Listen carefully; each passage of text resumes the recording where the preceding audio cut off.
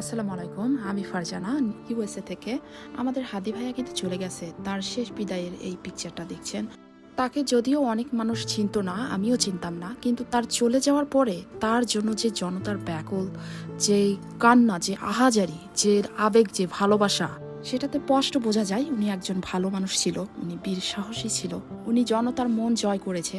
এই যে এই পিকচারটা দেখছেন, এটা ছিল তার শেষ বিদায়ের, তার জানাজার পিকচার। এখানে লাখো মানুষের ঢল, লাখো মানুষের। এটা দেখলে কি বোঝা যায় না যে তিনি একজন ভালো মানুষ ছিল, তিনি কিছু একটা ভালো করতেছিল, এই জন্য তিনি জনতার মন কেড়েছে। তিনি আজকে কি নিয়ে গেছে, কি নিয়ে যেতে পারছে? কোনো সম্পদ, টাকা পয়সা, কোনো আত্মীয় স্বজন?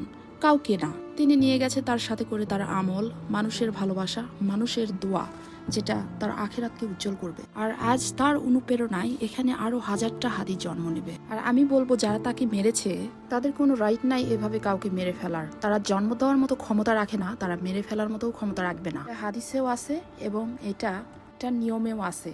আজকে আমার দেশে যদি নিয়ম কানুন ঠিক থাকতো, তাহলে এটা কিন্তু কেউ করতে সাহস পাইতো না, কেউ কারো গায়ে হাত তোলার সাহস পাইতো না, চাহে সে ভালো মানুষ হোক আর অপরাধী হোক। এই জিনিসটাকে থামাইতে হবে। আজকে এই গায়ে হাত দেওয়ার জন্য মানুষের কোনো নিরাপত্তা নাই।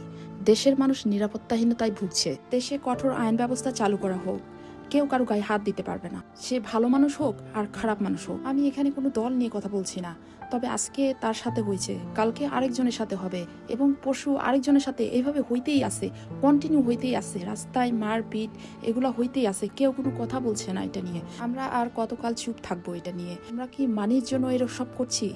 মানি কি আমাদেরকে জান্নাত দিবে? মানি কি আমাদেরকে মানুষের দোয়া দিবে?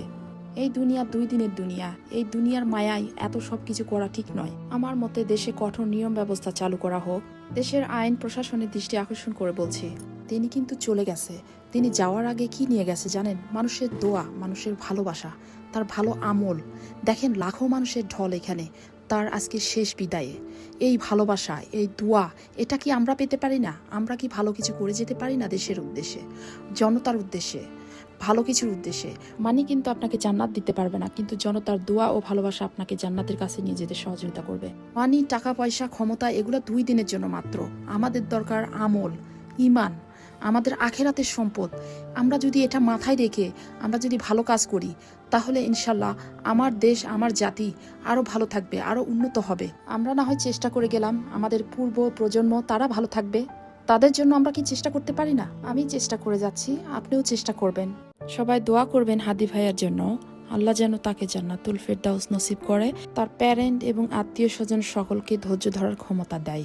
আমিন।